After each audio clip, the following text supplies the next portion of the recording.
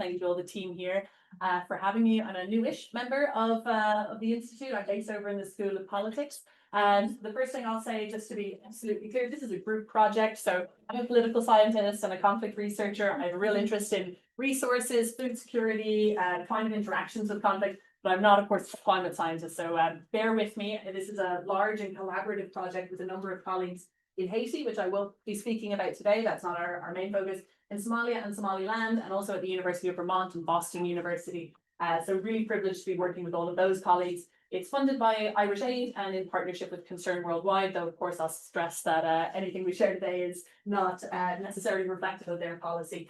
I'm going to talk about one work stream of this project. So this is a multi-year, multi-country project, and one of those streams is focusing on looking at social capital and resilience, and particularly in relation to conflict and climate displaced populations in Somalia and Somaliland. So I thought that was an interesting way of sort of setting up a discussion about how we're looking at the political dimensions of that climate impact in this project. The 3-year project aims to generate new evidence, systematically analysing the interactions between social capital, resilience, the urban environment, and conflict and fragility among marginalised urban populations in Haiti, Somalia, and Somaliland.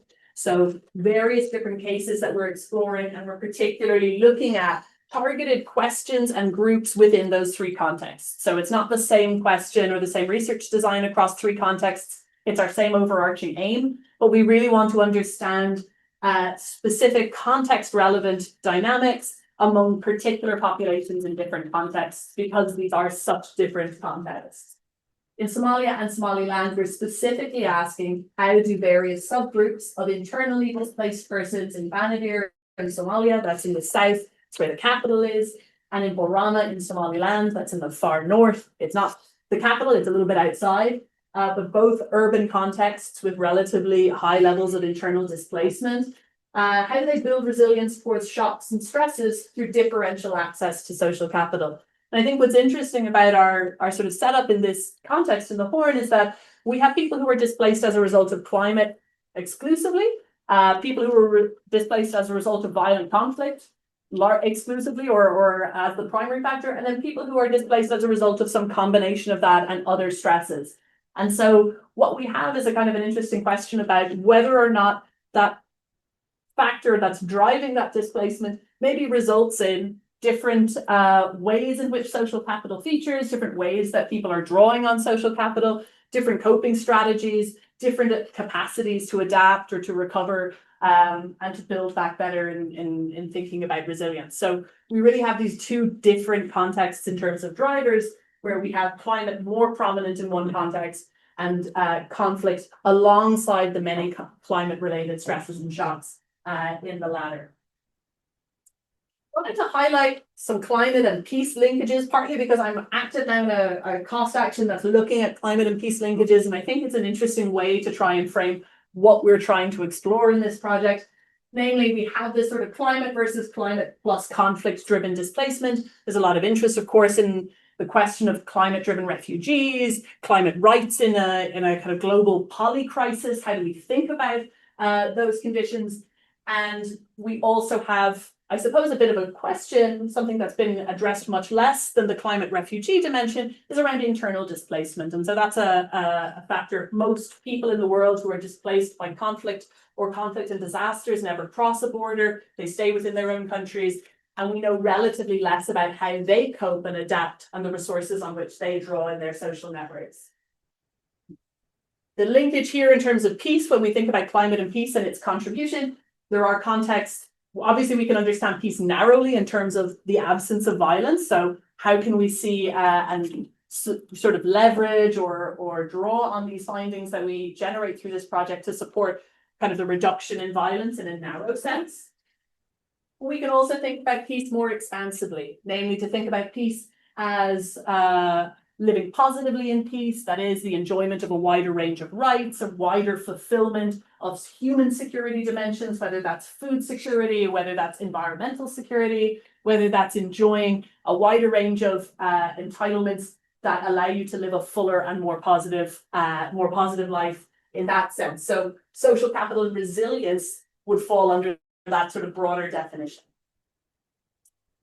Briefly, when we were setting up this project, we did a scoping review where we sought to understand how much research had been done on social capital, that is, a sort of social connections and resilience in climate and conflict affected contexts. And while this is a very inadequate summary of that, I'll just give you a quick illustration of how that plays out. Development contexts, that is more stable contexts where the interventions or responses or assistance tend to be focused on longer term development, were by far more frequently studied and cited and referenced than humanitarian contexts. I know Ronan is here and can talk a little bit more about the disaster aspect of that. But humanitarian contexts and similarly conflict or violence affected contexts were relatively underrepresented in that literature as well. So what we also know, in addition to internal displacement being relatively less studied, we also know that in the context of studies on resilience and social capital, we know that climate affected disasters or climate and environmental disasters are relatively more represented than conflict and violence. But in the reality, these things are not easily separable. There are contexts where both occur or where one or the other might occur at different times. So we're interested in sort of contributing to that. Our initial mapping, so we're at an early stage in this multi-year project. We've completed a first round of data collection, a formative phase of data collection, and our initial mapping highlighted a couple of key factors. The first is that social capital, that is your social, the wealth and resources, and I mean that in the broader terms rather than monetary or financial, but the sort of values and assets of social connections are primarily accessed through clan and family structures in these contexts. Bonding social capital, which is the social capital, the networks we enjoy with people close to us, our neighbors, our family members, those who maybe exist in a very similar community rather than people across different communities or neighborhoods, has many benefits, including access to communal resources, things like mutual aid and support. But it also brings risks, including the marginalization of subgroups and potential for conflict. Namely, we're trying to understand the potential double-edged sword of social capital in that it brings people closer together to support one another in times of crisis or shock, but it can also lead to some groups or some members of those groups being excluded and marginalized. So how do we understand when social capital can be a force for recovery, inclusion, and adaptation, and when it might be used to draw hard boundaries that exclude and further marginalize vulnerable populations and groups?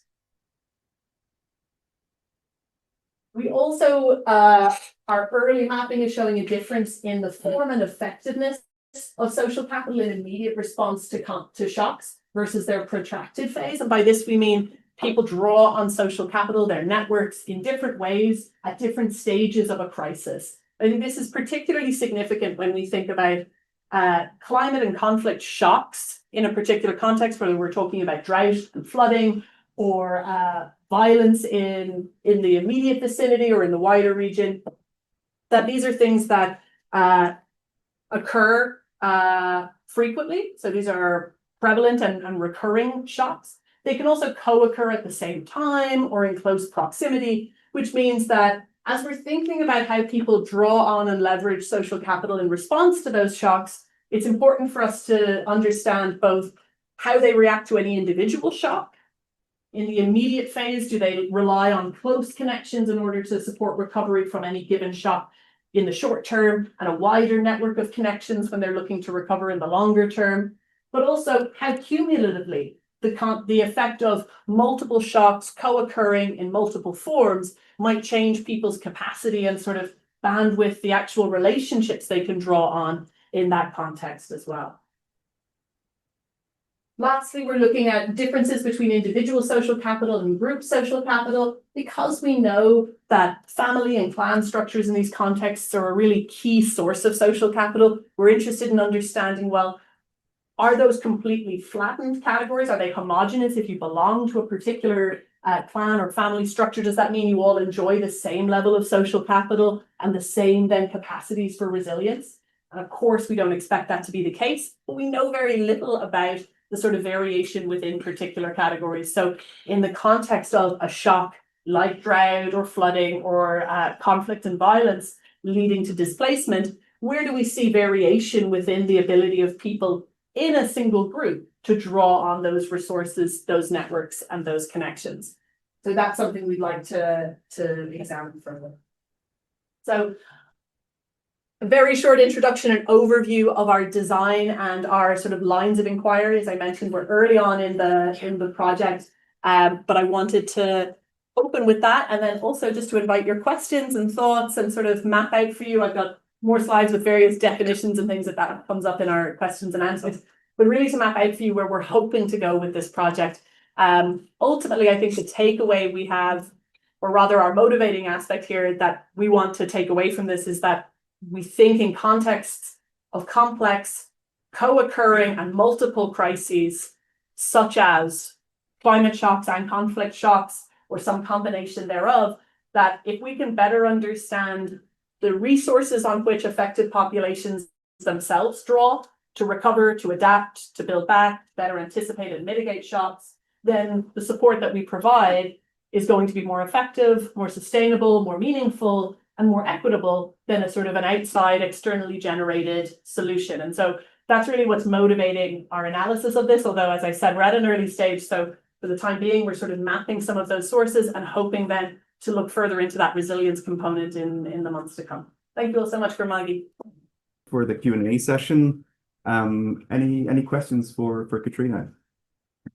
Question, I'm still sort of formulating it, but it sounds like you have to do differential diagnosis in every single population that you're working with, right? And so are you hoping in the long run that you will have one pool of data to apply then kind of broadly? Is that or are you thinking, no, we'll go to this community and it will be this intervention, and we'll go to this community, I mean, which is obviously far more resource heavy to do interventions like that. Does that question make okay? Excellent question. In terms of our data collection, because I realized I didn't say much about the actual practical element of data collection. So we're doing in Somalia and Somaliland, we're doing randomized surveys across a range of sites that have a high concentration of IDPs. So they're not entirely randomly and represented sites, but they're sites where we know there's a high concentration of internally displaced people in both of these urban contexts. With the interest of understanding their perspectives, we are aiming for about a ratio of 80 to 20% in terms of displaced populations, and then displacement affected populations, or what in the context of displacement is often referred to as a host community. It's a little bit erroneous. So we are generating that data across a number of different sites, and we're also doing key informant interviews and focus group discussions to sort of supplement that with qualitative data. So our approach is really, I suppose, from a starting point that we think there are going to be some general trends and some general insights we're hoping to glean, and then that there will be some targeted qualitative data collection in order to understand these better among particular groups, whether that's around gender or age dynamics or particular livelihood groups. We're at a formative stage that we hope will inform what that focused targeting is. In terms of our anticipated intervention or sort of programming recommendations, I think we can imagine, or we might at this early stage tentatively imagine those at different levels. One might be general programmatic approaches. So one domain in which this might have direct implications would be like targeting, for example. So the way that humanitarian organizations identify and then, recruit people to receive assistance. Sometimes that's done based on very clear criteria in nutrition programming, for example. That's always kind of very clearly like kind of might be biomedical information about nutrition status. Often for programs that look at things like climate, resilience, social capital, some of these sort of livelihoods-based interventions, there are different approaches to programming, recruitment. And I think one area that we might anticipate a contribution that could be more general would be around something like, how do you design targeting effectively in contexts so that you're not undermining social capital and social networks, and at the same time, you're balancing that with inclusion and equitable principles. However, another layer of kind of programming recommendations might be specific to particular groups. So it may be around, livelihood groups, for example, that turn out to be particularly rich sources of social capital that are particularly fruitful for sort of supporting recovery, for instance, in an early stage. That may be a particular target. So we expect to have some more tailored and perhaps some more general recommendations in terms of programming. We hope. Thank you. Great. We have another question here. Thanks so much, Caitriona. Yeah, fascinating stuff. And actually, I think you've partly answered my question. I was going to ask you about methods and how actually you're going to go about this, but you've kind of answered that. The other thing I wanted to ask you was, you're obviously looking at loads of interconnecting things here, and I'm wondering, you know, another component of this, and of course there's so many components you can't include everything, is of course the environmental capital and kind of the areas these communities are living in and what's available in the environmental side and how degraded that might be. Is that something you're going to be able to include at all, or probably not, because there's so much going on already?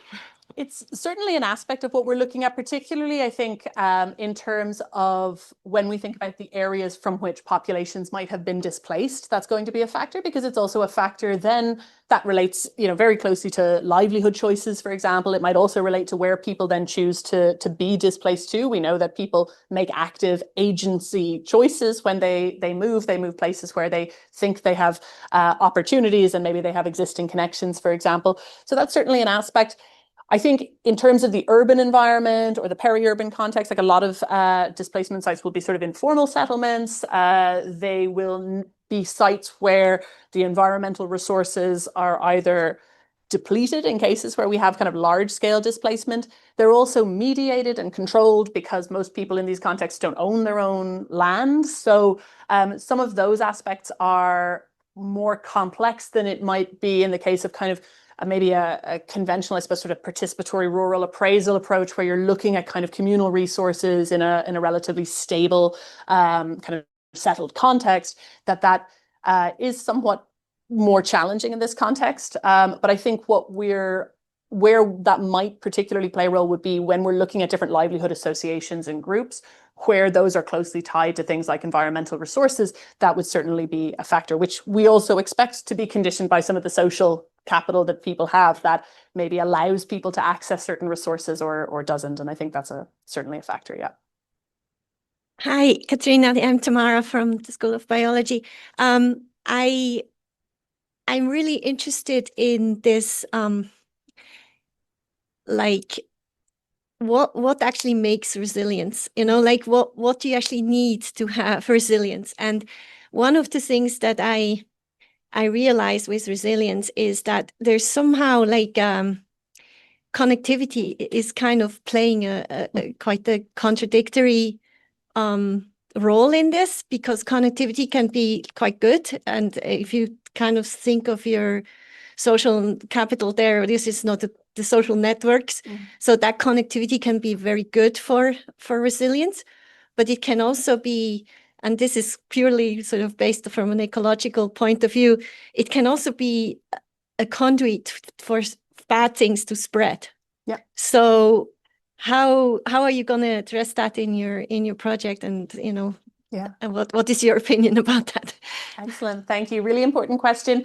I will say phase-wise in terms of this research, our first phase where we are now, we're more focused on the social capital dimension, because then we wanted to really have our understanding of that before we turn to this kind of the outcome of resilience, which is an undertaking in itself. So just to say, that's why I've largely focused on this in this instance. But I think you're absolutely right. I mean, one aspect that we know already from our mapping of social capital that maybe plays into that, like reciprocity is a double-edged sword. So the idea that in a context where a shock hits, there is an expectation of mutual aid or support from members of the community that then sort of ties you into a relationship of expected reciprocity in cases of a recurring crisis. That can be challenging for people, and it can put strain and stress on particularly on vulnerable households. It also can entrench hierarchies in social contexts, and it's particularly something to think about in a context of more frequent, more severe, recurring, overlapping crises, because maybe those systems, in terms of that connectivity, functioned well in contexts where perhaps shocks were less frequent or less intense or less widespread. But if those are amplifying and accelerating in terms of both their impact and their frequency, sorry to everyone on the mic, I just bopped you, then I'm a hand talker, you can see that, then that may in fact, that may mean that those kinds of social connections are actually potentially, that they have the potential for harm or the potential to undermine people's resilience in those contexts. I will also say, like, it's very interesting to think about resilience from a sort of biology or I would say sort of like what I think of as the sciences perspective, because it's sort of been appropriated in social sciences to, I think, mean many things to many different people, and it is not at all uncontested. So something that we've come across over and over is that there's a critical literature about the sort of social scientific uses of the term resilience as a way to say, well, people need to be more resilient to climate crisis, rather than, we really have a responsibility to like not generate so many harmful climate and environmental impacts globally, for example, like that the expectation becomes that those populations in the most vulnerable contexts, ecologically, socially, politically, security-wise, that they somehow have the responsibility to become more resilient to the injustices that, globally and economically are being kind of wrought upon them in many ways.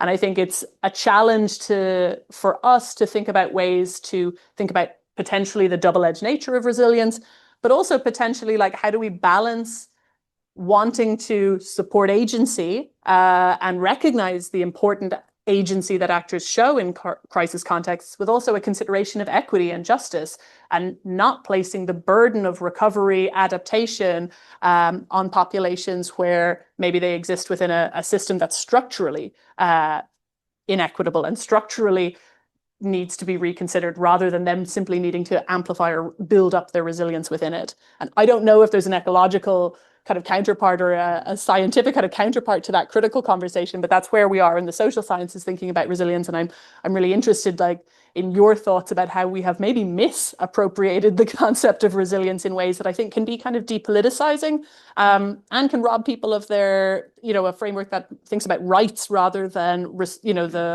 I suppose, responsibility and burden being on affected populations. One final question, maybe. Maybe if I can abuse the chair. I've been involved in a project looking at the relationship between social capital and resilience, and there's a lot of debate around, okay, is social capital an enabler or critical condition for resilience, or is it actually part of what we understand by resilience? And maybe, with this project where you're coming from a scoping review into kind of the coalface of data collection, how you have found the literature to be fit for purpose for the engaging with these other concepts, or the intersection between social capital and these other concepts. Really intrigued with maybe you've already covered a lot of this, but really interested. So we did start with this sort of broader scoping review, and I will say the other strand to this that I haven't had a chance to talk about yet, and it relates to this idea of programming interventions, is that we're co-designing and working on this in collaboration with an operational humanitarian partner. So throughout, we're also thinking about their programming and what interests them about social capital, and really ultimately through a range of kind of consultations and discussions, they really came down to the fact that many staff in that organization had the perception that their interventions, their programs, their support worked best in places where there was this X factor, this sort of social capital element that they couldn't fully understand, but it meant that programs and projects implemented exactly the same in different contexts were more successful in some contexts than in others. And that was really what motivated and interested them. So we started, I think, in a way beyond the literature in thinking, okay, what sort of inductively were our partners seeing that interested them about this concept? One of the interesting, I think, challenges or maybe divergences from the literature on social capital and resilience and what we see on the ground when we did this mapping is a lot of the literature on social capital assumes these really neat boxes that you bond with your neighbors and family and friends in homogenous communities, that you bridge with diverse communities. In other words, kind of other neighborhoods, other groups, other communities. And then you have this linking capital, maybe you think of that vertically, to sort of authorities, organizations, institutions, and structures. And really, in a context like Somalia and Somaliland, we find that doesn't hold at all, because firstly, and it's true everywhere, but it's particularly true in this context where you have family or clan structures that are maybe homogenous. We might think of them as bonding capital, but they're also highly hierarchical. And so that linking structure is also there, and that sort of collapses some of those differences. Another aspect that I think is becoming more common in the literature now is recognizing that those forms of social capital can transform into other forms of social capital. So as we think about displacement, one of the reasons thinking about social connections and resilience is interesting to us is that when you are forced to flee your home, do you rebuild, rely on, somehow reconstitute your networks in ways that differ from maybe people who've been able to remain stationary or stay in place? And I think what we're I think likely to see, and some literature on this already points to this, is that people use bonding and bridging and linking capital in ways that maybe feed off each other or lead to one another, rather than these being sort of neatly encapsulated little boxes. And I think that's partly about thinking about the unsuitability of a concept that came from, you know, if those of you who are familiar with the concept, came from not entirely, but a book about bowling in the United States, and the idea of kind of the collapse of some sort of communal structures in the United States, and it's been applied in a way that I think we're hoping we can complicate, but for the purpose of really helping to identify entry points to supporting what works.